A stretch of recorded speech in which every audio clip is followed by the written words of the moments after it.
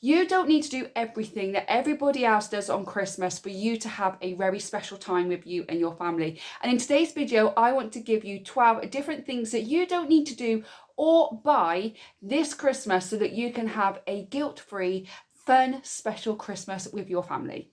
Hi, my name is Rachel. I'm a solo mum to one, and on this channel I talk everything budgeting, frugal living, mum life, and right now everything to do with Christmas. And if you like that kind of thing, don't forget to hit that subscribe button. And if you have missed any of my Christmas content, click the link in the description box below and you will have a full playlist of all my hints, tips, tricks, and my show round to the shops of Christmas 2025. I don't know about you, but I am definitely guilty of probably doing all 12 of these different things because I felt as a single mum, I needed to make Christmas as special as possible, as extravagant as possible, so my child could have amazing memories. And over the years, and as I've got older, and as my son has got older, I've realised that those things aren't really that important, and I would much rather save my money to do other things with my son later in the year, but I can still have a special Christmas without doing all of these things. So let's get straight into it. What are the 12 things that you don't need to do or buy this Christmas? Number one is I don't buy matching pyjamas anymore. Now I used to, when my son was small, we did matching pyjamas for a good few years. And then after a while, I just thought, I don't want to keep spending this out all the time. So my son's pyjamas were like £8 each and mine was like £15 each. And I thought that's another present. So I stopped doing them. I bought myself some Christmas pyjamas that I wear every single year, and my son has new Christmas pajamas every year because he's a child and he's growing and he needs them anyway, but I usually buy them second hand, or I buy them in a January sale ready for next year, or I would just buy them new but buy them the next size up so that he can have them for 2 years. If you want to do it, they're great for Christmas Eve and Christmas photos and all of that, but it really isn't necessary. If you want to save a few extra pennies and put that money towards a Christmas present for somebody else, or it's just not in your budget, you're not going to not have a special Christmas because you don't have the same Christmas pajamas. Number two is you do not need to buy a whole new outfit for Christmas Day. Now, a lot of people just spend Christmas Day in their pajamas or in their comfy clothes, and that is absolutely fine. You can do what you want. We usually spend Boxing Day in our pajamas, unless of course we've got to take a dog out, but we usually spend Boxing Day in our pajamas. But Christmas Day, I was always taught when I was small that we need to wear our nice clothes on Christmas Day. I've already got that drilled into me that on Christmas Day we always dress up nice. Now, I used to go out and buy a new top or new pair of trousers or a new skirt or a new dress for Christmas Day. I no longer do that. I just find something that I already have and I put it together. I might mix and match pieces that I've not tried before, but I always look presentable and I look respectable and I feel comfortable in what I'm wearing. Then rather than go out and buy some new clothes, I always just look in my wardrobe and put pieces together. I do that as well with my son. I find some clothes that he looks respectable in and he looks nice in for Christmas Day, like he'll wear a pair of trousers, then joggers or jeans, and he'll wear a nice jumper rather than a hoodie. So I just make him look a little bit more respectable. And then when it comes to Christmas Day evening, we just put the pajamas on and we're usually staying them until Boxing Day. Well, 27th. But let me know what you do. Do you dress up nice on Christmas Day or do you spend the day in your pajamas and your comfy clothes? Let me know in the comment box below. Number three, you do not have to buy your kids mountains and mountains of presents just because you see everybody else doing it on social media. I am guilty of this. When my son was young, I went nuts and I would buy everything and anything. I spent a fortune on stuff that I've now ended up selling because he grew out of it. I no longer buy him mountains of presents. I buy him 10 presents for Christmas and I buy him 5 for his birthday. His most expensive present this year is about £50 to £60 because I no longer feel that I need to buy him mountains and mountains or very expensive presents. The presents I get him are things that he has asked for, that I know he would like, and I know that he would appreciate it. I am a single parent to one child, so I only have one kid, so therefore I can spoil him a little bit more. But you do not need to give your kid 10 presents. That's just something I personally do. But again, they range in different sizes and in different prices. So if it's a very small, cheap present, I still wrap it up and it looks like it's more than it is. I think every parent can give them as much or as little presents as they want, but you do not have to go absolutely mad just because you see everybody else is getting all these presents. Don't put yourself into debt just for Christmas presents. It really isn't worth it. And if you are on a really tight budget and you can't afford it, don't feel guilty. You're absolutely doing your best you can and you're doing fantastic. You're there with your kid, that's all that matters. But if you want to get them something, try this. It has been around for quite a while, but get them something they want, something they need, something to learn, something to share, something to read, and something to wear. And you could also get them something fun as well and a treat. So just a few little things that you can go to charity shop, Facebook Marketplace, Vinted, bargain shops. It doesn't need to be expensive, but you do not have to go absolutely crazy and buy them mountains and mountains of gifts. All your child needs is you. That's all they need. Number 4, you do not need to send physical Christmas cards. Now, I used to send everybody a Christmas card. My mum still does. She's got a little address book and she's writing off all these Christmas cards for her friends and her family. I don't bother. My son does Christmas cards for his school friends and his teachers, and I do a Christmas card for my son and my mum because my mum loves a card. Other than that, I don't give Christmas cards to anybody because they don't really want them. They're just going to throw them away, and there really isn't any point in getting them a card. If I feel like they would have a card because they use it to recycle and use them as gift tags or anything else, and I will write them a card. If they really like receiving cards, I will write them a card. But usually I just write my son's school friends, my son, and my mum, and obviously I do one from my son to my ex-husband. But other than that, I don't do Christmas cards because it's just an added expense that I don't really need. And yes, Christmas cards are only a couple of quid, but you know, it's still a couple of quid that I could spend somewhere else for Christmas. And as well, I don't have to post any, which is saving me money on stamps. But let me know, what are your thoughts on Christmas cards? Do you send them or do you not see the point? Let me know in the comments. Number 5, you don't have to go out and buy fancy wrapping paper. You would have seen on some of my show rounds like Home Bargains and B&M, all linked in the description box below, that they do lovely gift set of wrapping papers with the ribbons and the bows and the beautiful wrapping paper. If you want to do that, you can. If not, get the cheapest wrapping paper and wrap it up in that with a nice little tag on it. That's all you've got to do. People are just going to rip it off and throw it in the bin anyway, so why spend a fortune on it? But I don't do fancy wrapping paper. I just go and get the cheapest wrapping paper I can find and I just wrap it in that. It's just easier to do, it's cheaper to do, and it's just something that I've always done. But let me know what you do. Number 6, you do not have to have the perfect decorated home. All this stuff you see online, and I'm seeing it more and more as Christmas is coming, and their houses look beautiful, and you dream that your house is going to look that way one day. But this is how I feel. I don't have that kind of money to have this beautiful show home Christmas decoration. And 2, I've got a kid that just wants to have fun at Christmas. And maybe when he's older and I've got the house to myself again, I can have an elegant Christmas. But right now, I just want to have fun with my child and do like an 80s, 90s, tinsel, lights, everything everywhere. It doesn't need to be perfectly decorated. It just needs to have a Christmas vibe about it. Rather than go out and spend a fortune on these beautiful decorations, go to the charity shop. I'm moving into my new house next week. Actually, when you're watching this, I'm in my new house. And my mum's best friend is giving me her old Christmas tree because I don't have a Christmas tree. So she's given me her old one, which is fantastic. And then I've got spare lights and I've got spare decorations, and I'm going to charity shops and buying things from there as well to get everything that I need. Also, my son and I are going to spend one weekend when I have him making our own decorations out of toilet roll holders. We're making paper snowflakes, we're going to make paper chains. It's great core memories for my son and I.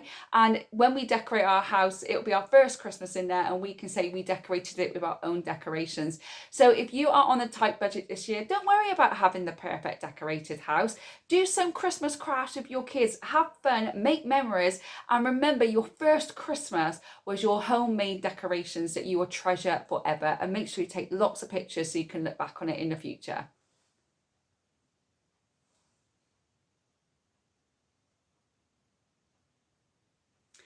Number 7, this might be quite controversial for some of you, but you do not need to cook a big feast of a dinner. Now, when my son was small, and if you know by now, I split my Christmas day with my ex-husband, so I have the morning, he has the afternoon, and the following year we reverse it. I used to spend ages in the kitchen making this huge Christmas dinner, missing part of the day with my son because I was cooking this Christmas dinner. And then when I gave it to him, he hardly ate it. Hardly ate it. It was, what's the point? What was the point in it? So now on Christmas Day, we don't have Christmas dinner. We have pizza or burgers or chips, and then I cook Christmas dinner on Christmas Eve and Boxing Day when he's more likely to eat it because he's had all his presents and the fun of the day has already gone. That's something I personally do. Also, you don't need to do this extravagant thing with all the trimmings. You can just do a basic roast dinner. That's all a Christmas dinner is. But don't forget to subscribe to the channel because I am soon, very soon, doing a Christmas dinner on a very tight budget. So if you want to know how to do a Christmas dinner on a tight budget, then make sure you subscribe because that video is coming out in the next couple of weeks. I know a Christmas dinner is traditional, and if you want to keep doing it, then obviously that's fine because it is the main part of Christmas Day, but maybe do a smaller portion rather than do a bigger portion, or just change it to a different day so that you're not actually wasting food or money. But if you don't want to do a big traditional Christmas dinner, you don't have to. I don't. We have pizza.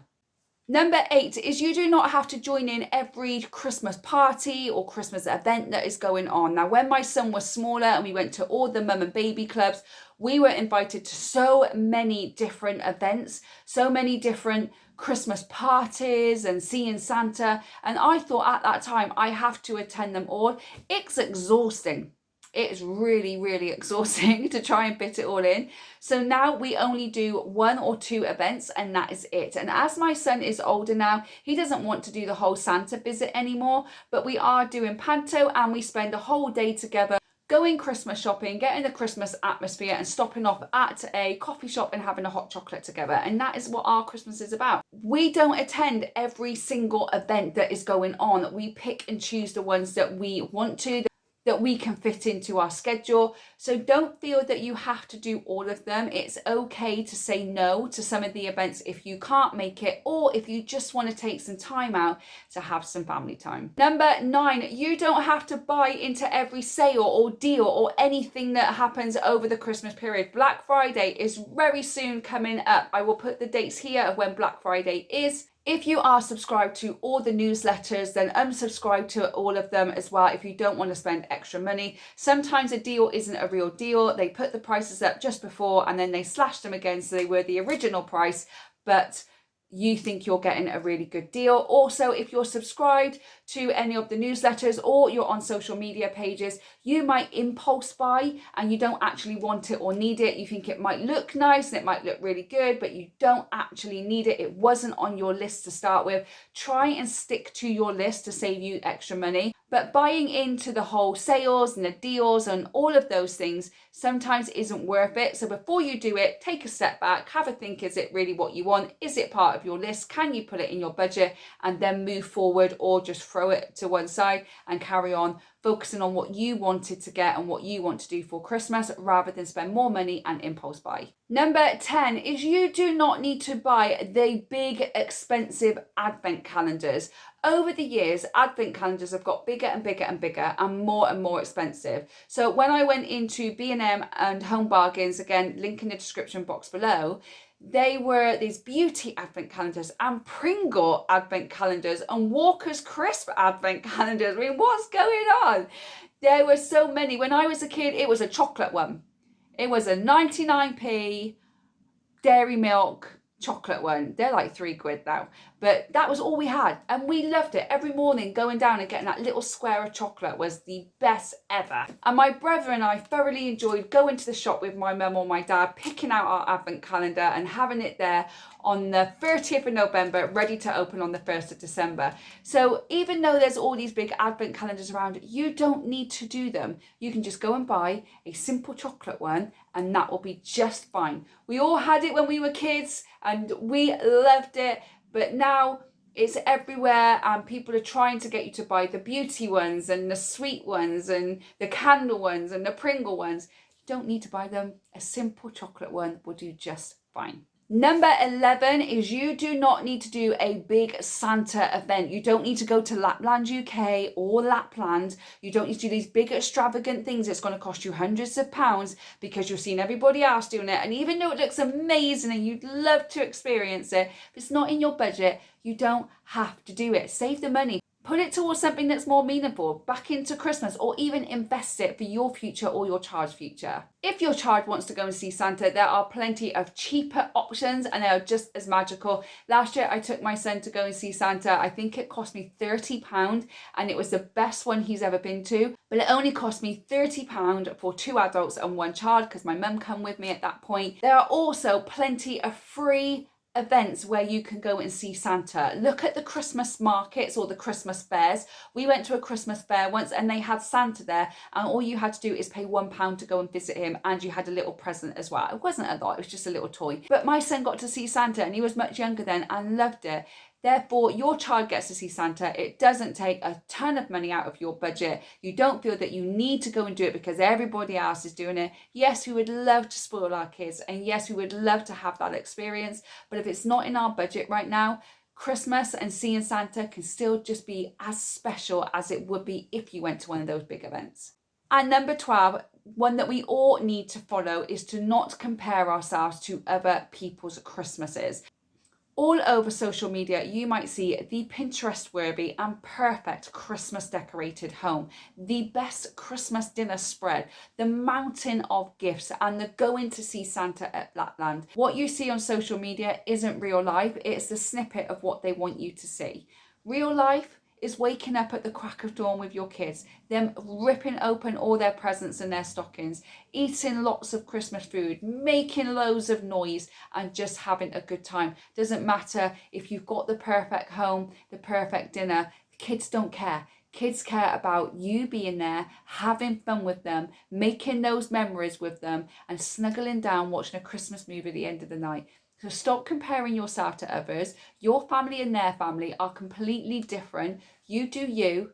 You have the best Christmas that you can have with your kids, of making those core memories that they're always going to remember. And I think every single one of us needs to remember, we don't compare ourselves to other people. We stay in our own lane and we do what is right for us. And we do what is best for our family. So those are the 12 things that you don't need to do or buy this Christmas and still have a really special Christmas with your family, because the most important thing is actually spending time together and making memories and having fun. That's what everybody remembers at Christmas, not the present that you got when you were 5 years old. If there's anything that you don't do or buy at Christmas that everybody else does on social media, then let me know and let others know in the comment box below.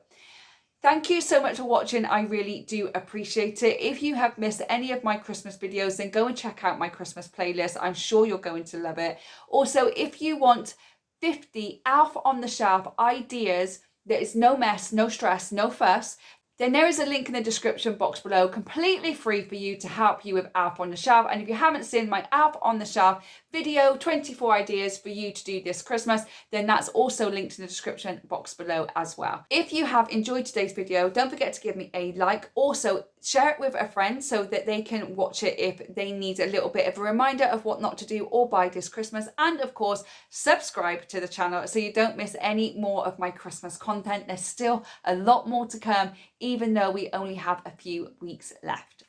Again, thank you so much for watching. I really do appreciate it. I hope whenever you're watching this, you're having a good morning, good day, or good evening, and I will see you on the next one. Bye, guys.